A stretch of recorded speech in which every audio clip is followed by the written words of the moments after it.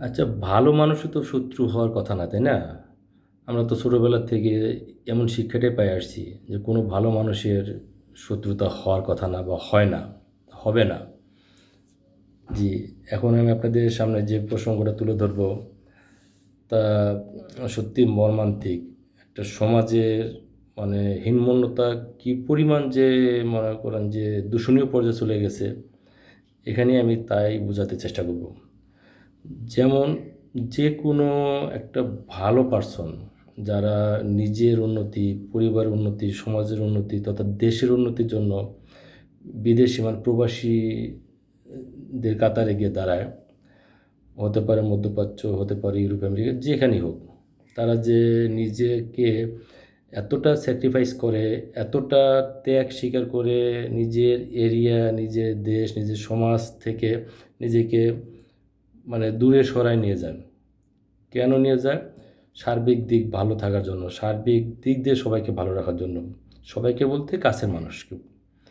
সেই ভালো মানুষটা গোপনে গোপনে এত শত্রু হয়ে যায় যা ওই ভুক্তভোগী ছাড়া বাইরে কেউ বোঝে না। মনে করেন যে কোনো একটা পার্সন, কোনো একটা আত্মীয় বন্ধু-বান্ধব বিদেশে আছে। তার ইনকাম ভালো হতে পারে, মাঝারি হতে পারে, খারাপ হতে পারে। এমত অবস্থায় আমরা আমাদের পরিচিত জনরা যারা দেশে থাকি তারা তার পরিস্থিতিটা বুঝি না। হয়তো কোনো এক সময় ঈদ উপলক্ষে হোক বা কোনো এক সময় কোনো পার্টি উপলক্ষে হোক, কোনো পারিবারিক অনুষ্ঠান উপলক্ষে হোক বা কোনো পার্টি ছাড়াই নর্মাল একটা শখের বিষয় হোক, আমরা তার কাছ থেকে কোনো কিছু আবদার করি। যদি সে দিতে পারে তাহলে সে খুবই ভালো। যদি কোনো কোনো কারণে দিতে না পারে তাহলে তার চেয়ে শত্রু মনে হয় সাউথ এশিয়ার মধ্যে আর কেউ নেই।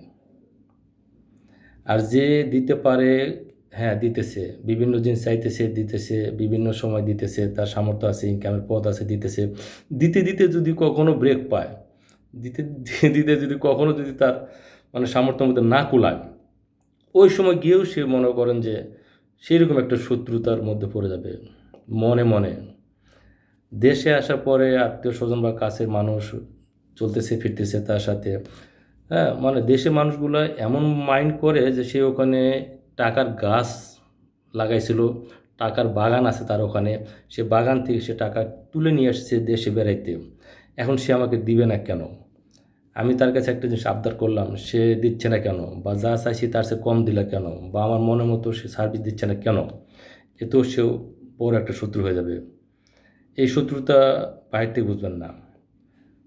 চলতি পথে বিভিন্ন কারণে বিভিন্ন সিমটমে বুঝবেন, অনেক সময় তো তার প্রতি আক্রমণাত্মক মনোভাব দেখেও বুঝতে পারবেন।